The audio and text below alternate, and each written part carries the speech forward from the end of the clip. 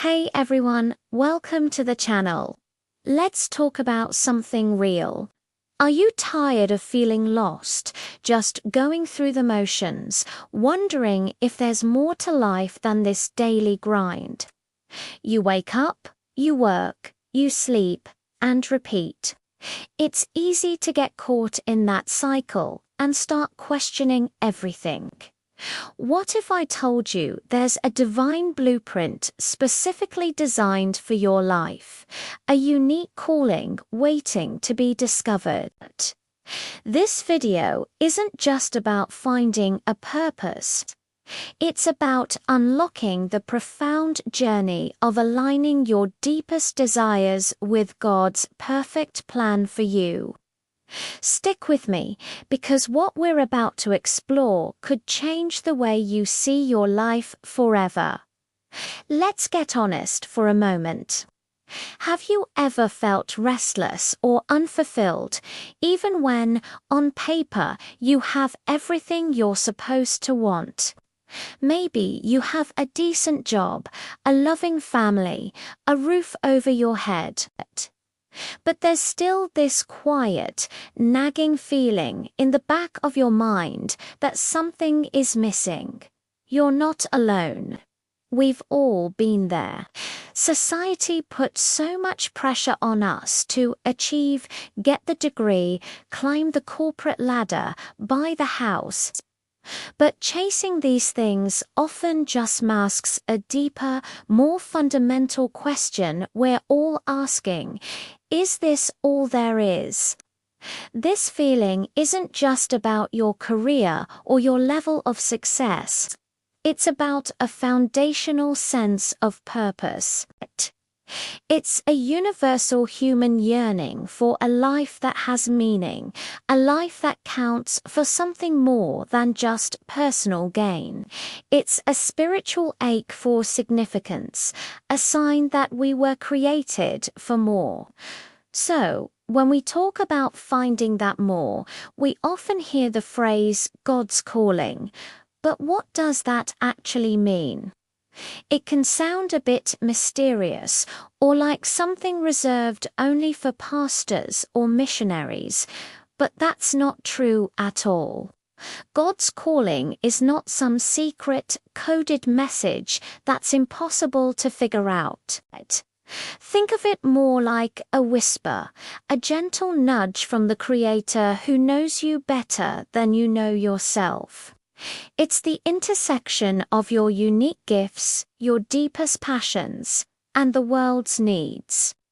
It's that thing that makes your heart come alive, the work that doesn't feel like work because it aligns so perfectly with who you are. Your calling is God's personal invitation to you to partner with Him in making the world a better, more loving place. It's about using the specific talents, personality, and experiences He gave you to serve others and bring glory to Him. It's not about being perfect. It's about being available. Now, how do you actually start to hear this whisper? How do you tune your spiritual ears to what God is trying to say? It starts with intentionality. The first step is to simply quiet the noise. In our hyper-connected world, we're bombarded with distractions from the moment we wake up. We need to create space for silence. This could be through prayer, meditation on scripture, or even just taking a quiet walk in nature without your phone.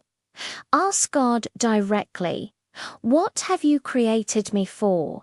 How can I serve you today? And then listen. Don't expect a booming voice from the clouds.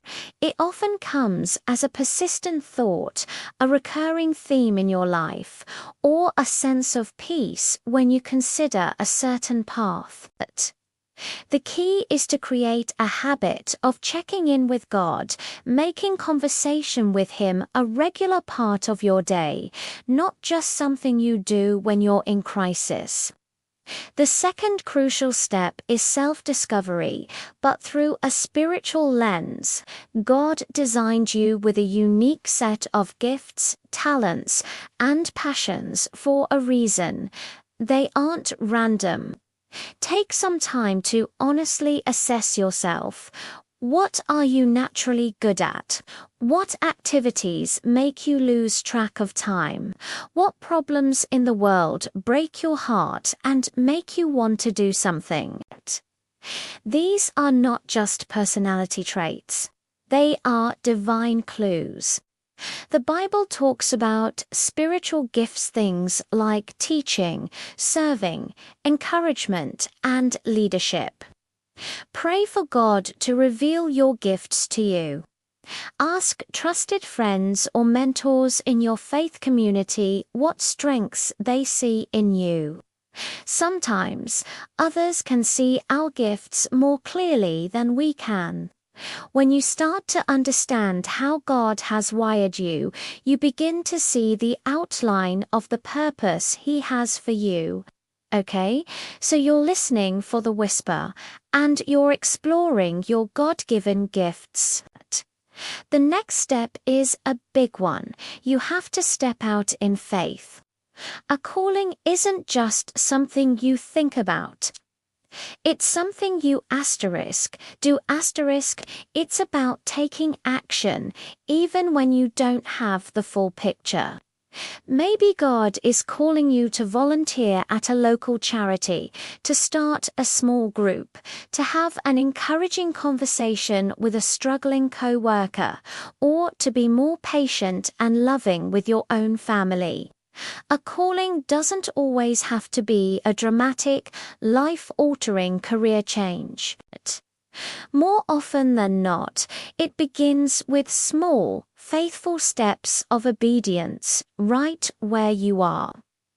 God is looking for faithfulness in the small things. As you prove faithful with a little, He will entrust you with more. Don't wait for the perfect plan to be laid out before you. Take the next right step. Trust that God is guiding you, and watch how He opens doors you never could have opened on your own. As you walk this path, it's so important to remember that God's plan is always better than our own. We can get so fixated on our own ambitions and our own timeline. We think we know what's best for us. But the prophet Isaiah reminds us, "For my thoughts are not your thoughts, neither are your ways my ways, declares the Lord." Sometimes God's calling will lead you down unexpected roads, through valleys of challenge and waiting. These detours aren't mistakes. They're part of the process. They are designed to shape your character, deepen your faith, and prepare you for what's ahead. Surrendering your own agenda and trusting in God's sovereignty is one of the most freeing things you can do. It's letting go of the pressure to have it all figured out and resting in the knowledge that the one who created the universe has a perfect, loving plan for your life. True fulfillment isn't found in achieving our own dreams, but in discovering and embracing His. So, what does this look like in practical, everyday life? It means seeing every part of your life as a ministry. Your workplace is a mission field. Your family is your first congregation.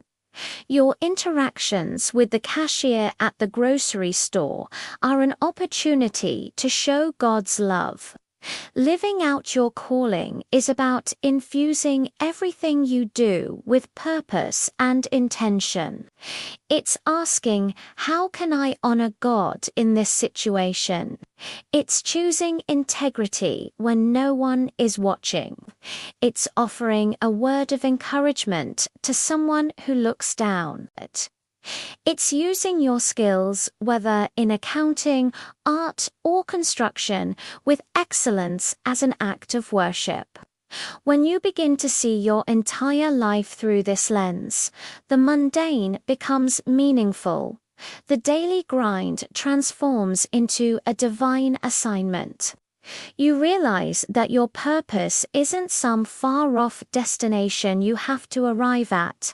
It's a way of living, moment by moment, in step with the Spirit of God. Remember, this journey is not a solo mission. God designed us for community. Find a group of believers who can support you, pray for you, and hold you accountable. Share your struggles and your victories with them. Let them speak truth and encouragement into your life when you're feeling discouraged or confused. A calling is discovered and lived out in the context of relationships. And please, be patient with yourself and with God. Uncovering your purpose is a lifelong journey, not a one-time event. There will be seasons of clarity and seasons of confusion, but through it all, God is faithful. He who began a good work in you will carry it on to completion. Your life has immense purpose because it was designed by a purposeful God. Trust Him. Take the next step and get ready to live a life more meaningful and fulfilling than you could ever imagine. Thank you so much for spending this time with me today. I pray this has been an encouragement to you. If it has, please give this video a thumbs up and consider subscribing to the channel so you don't miss our future conversations. And I'd love to hear from you in the comments. What S1 small step you can take this week to listen for God's calling? Let's encourage one another. Until next time, God bless.